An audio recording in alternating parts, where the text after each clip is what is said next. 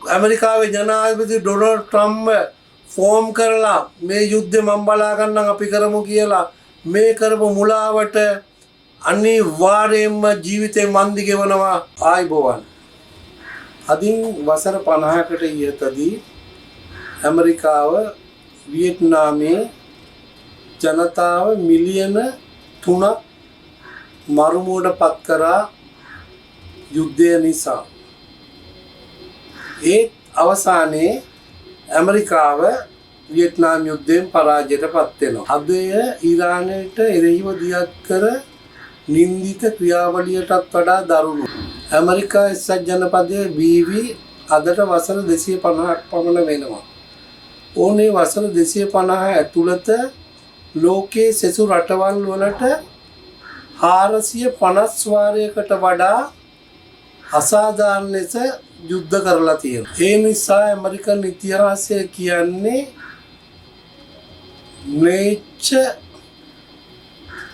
සහගත ඉතිහාසයක් වුන්ට තියෙනවා. එදා 1975 දී ඇමරිකාව වියට්නාමය ආක්‍රමණය කරේ සමාජවාදයට විරුද්ධව. සමාජවාදී ආණ්ඩුවක් බිහි වුණා ඒ රටේ.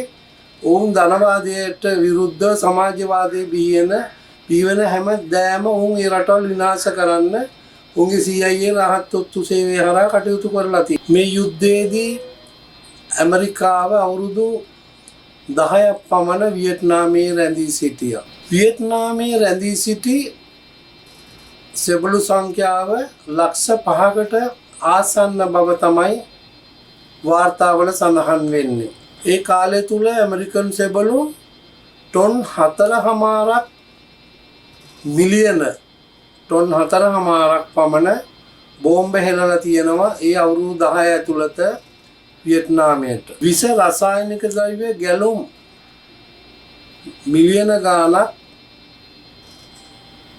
ඒ රටේ භූමියට හෙළලා තියෙනවා. ඒ නිසා ඒ රටේ වනාන්තර ගොවිබිම් සියල්ල විනාශ වෙනවා. මෙම යුද්ධයේදී ඇමරිකන් සෙබළු 58000ක් මිය යනවා. එහෙත් වියට්නාමයේ හමුදාව සහ ජනතාව මිලියන 3යි ඒ යුද්ධයෙන් මිය යන්නේ. ඒ මොන විනාශකාරී දේවල් වුණත් වියට්නාමයේ ජනතාව පසුබැස්සේ නැහැ. තමන්ට වඩා සෑම අතින්ම නවීන තාක්ෂණයෙන් පරිපූර්ණ වෙච්ච ඇමරිකන් හමුදාව එක්ක වියට්නාමයේ ජනතාව යුද්ධ කරන එක නතර කරේ නැහැ. එදා වියට්නාම් ඇමරිකා යුද්ධයේදී වියට්නාමයට ගුවන් යානා තිබ්බේ නැහැ.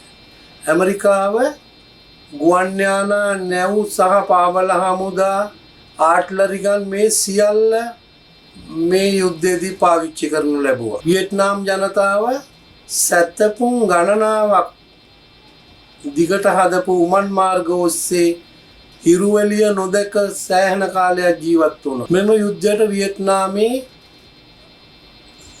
කාන්තා පාර්ශ්වය වගේම ළමයින් පවා මේ යුද්ධයට හැම කෙනෙක්ම හැම වයස් සීමාවකෙනෙම මේ යුද්ධයට දායකත්වය දෙනු ලැබුවා. කාන්තාවන් මේ සටනේදී කළ පරිත්‍යාගය අනවිභවනීයයි.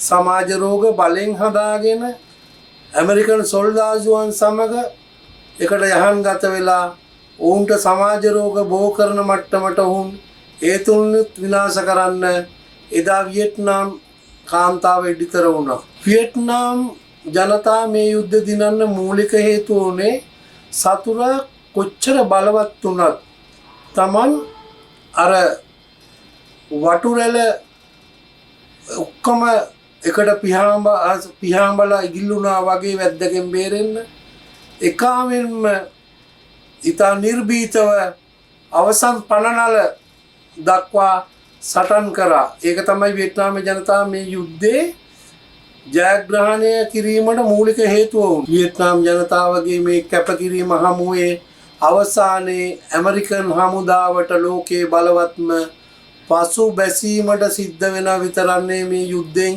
ඉවත් වෙන්න තීරණය කරන්න සිද්ධ වුණා. එරට අලුත් ජනාධිපතිවරයෙක් පත් වෙනවා සමගම ඇමරිකන් හමුදාව මේ යුද්ධෙන් ඉවත් වෙන්න මූලික හේතුව වුණේ ලෝකයේ සෙසු රටවල් සහ නන්දෙසින් ජනතාව ඔවුන්ට දැක් වූ විරෝධය ඒ වගේම වියට්නාම් ජනතාවගේ ශ්‍රේෂ්ඨ පරිත්‍යාගශීලීත්වය කියලා හඳුන්වා දෙන්න පුළුවන්. කෙසේ වුවත් මේ යුද්ධය